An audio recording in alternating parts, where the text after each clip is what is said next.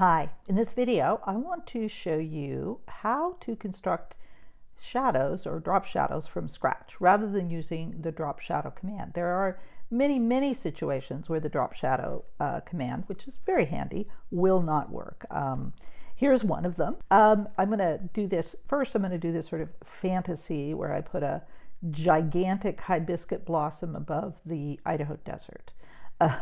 So this is crazy fantasy, but I want it to be sitting above the desert, hanging from the sky or a giant plant. I think we'll just pretend like it's just hanging magically from the sky for the sake of this particular image.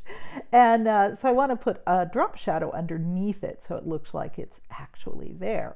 And I need it to sort of match the light and match the other shadows in the scene.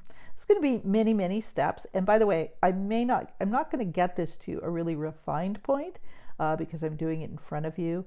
Really doing an image like this well and creating it, really polishing it would take a few more steps. So please bear with me. You're going to get the idea, but I would expect if you're going to do this to polish it up a little bit.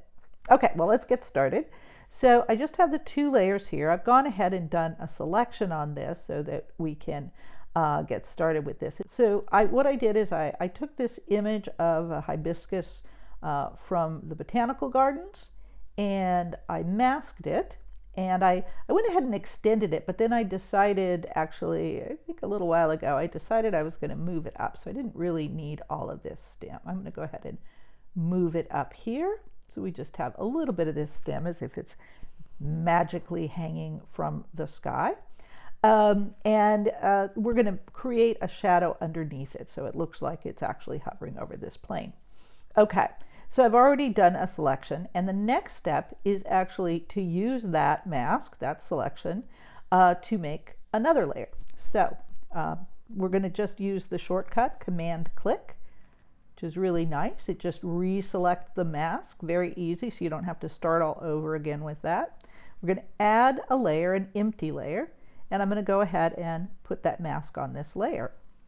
Nothing's happening yet because the layer is empty. So now what I want to do is I want to do Option Delete and fill this layer. Happens to be filling it with the last color that I was using. I'm going to go ahead and leave it there so we can work with it, but I'm going to talk to you about how we can change that color out. So I now have this masked image. It's over the top of it. I want to turn it into a shadow. Now, this is going to vary. Sometimes you're going to want to turn this all the way upside down. In this case, because it's really sitting underneath it, I think we can get away with just moving this down to start. And we're going to move the layer underneath. On there. Okay, so that this is going to form the shadow. Now I know it doesn't look right. It's not the right shape. It's not the right color. It's not the right density. This takes a few steps, so bear with me as we go. But this is the start of the drop shadow. You make it from the actual object. Okay, the next thing we're going to do is go to Transform. And I'll pull back just a little bit so we can try this. Now, you can do this with a smart object. And that can have some advantages for going back and reworking things. There are some disadvantages, well, just other steps that you'll have to take with a smart object. Because this is just a solid color layer, it's not really going to make much difference with transformations because we can make it bigger and smaller and it won't really change it. The way that a smart object could be very useful is if we wanted to, transform it and move it back around. But even then, we're not going to actually have to worry about changing the pixels because it's not an actual photo layer.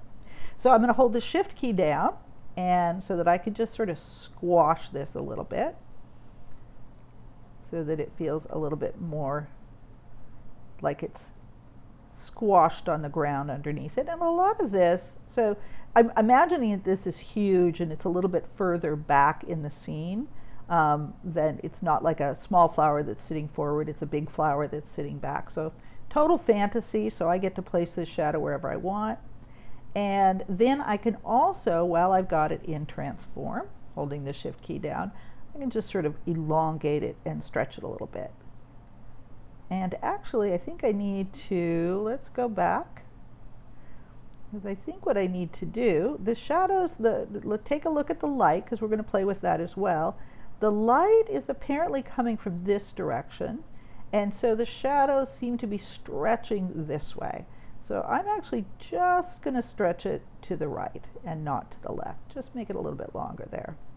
Now, we're going to completely mess with this in so many different ways, so don't worry if it doesn't look right yet. A lot of what's fun about making these shadows is it's a little bit of sort of like logical thinking through where a shadow should be, but it also is kind of like drawing or painting. You can really just try to visualize it and work more intuitively. Okay, I'm going to go into the transform tool, and I'm going to grab warp. Warp is really handy. Now, one of the things you may have noticed since I made the first videos using the transform tool is we have all these new fun little handles, and they can make you a little bit crazy, but they're really helpful in this case because you can really just work with individual areas. Another area that can be really fun for the drop shadows is actually puppet warp, lots of different tools that we can play with, and Liquify as well. Okay. There we go. That's pretty good. So I'll go ahead and do that transform. Now, the next step, I'm going to actually modify this shadow a little bit. We're going to do it a couple ways. We're going to go to the mask, and we'll go to the properties of the mask to start. And this is simple. I mean, we could go to select and mask. That would work too. And why don't we go ahead and do that, because I can do two things at once. So I'm going to come down here. I'm going to feather it. Well, is it going to give me, there we go. And we don't want to feather it too much, but you notice that these shadows over here, it's a bit of a cloudy day, so we really do want to kind of give it a little bit of a soft edge. Oh yeah, that's maybe back a little bit.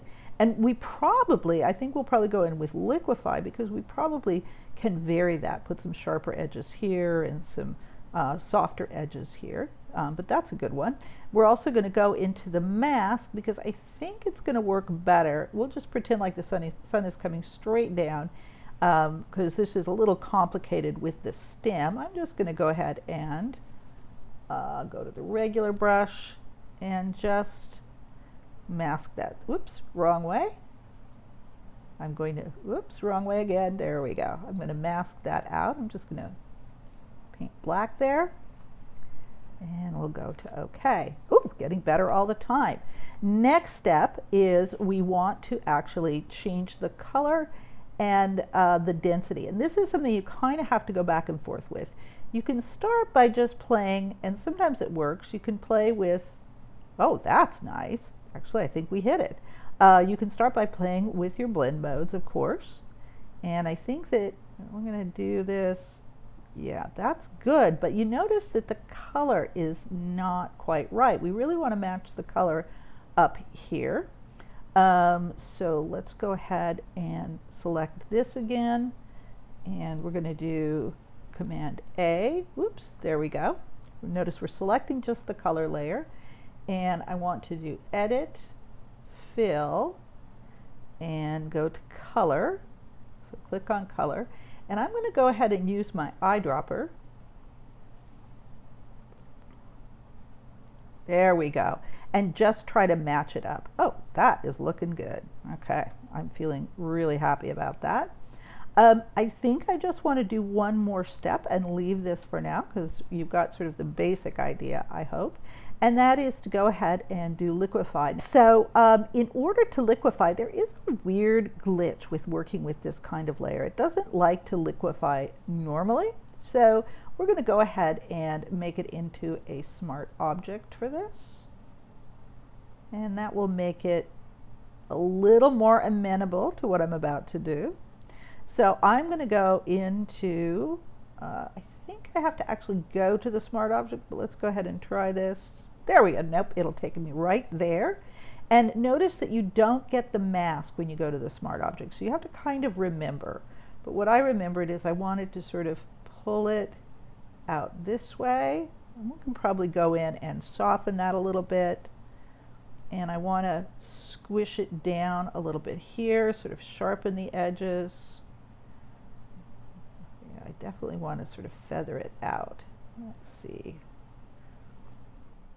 Just make it a little bit softer. And I'm going to come in with a gradient and just manage that. I'll soften it up there. And again, this isn't going to be perfect because I'm doing it on the fly for all of you. But I am going to make it longer because I can tell that shadow, that sun is very long. And so I really want this shadow to feel sort of long and stretched out, like the shadow behind with the clouds. That I'm going to have to play with a little bit. Let's just make this a little bit. This is a great time to use the Reconstruct brush because I don't like what happened there, so I'm just going to reconstruct it. There we go. Oh, really? All the way? Okay. And then I can grab my push tool again and just do it a little bit more the way that I want. Okay, now you notice that the way this tool is working, it's making the shadows a little more dense on the edge, and what I really want is for them to soften out. So we will do that after we get out of here. We're going to do this. Beautiful. So what I want to do, I think there's still, I could go back and forth into the Liquify tool more, but for right now, I'm going to go into the mask itself, and I'm going to pick up the brush.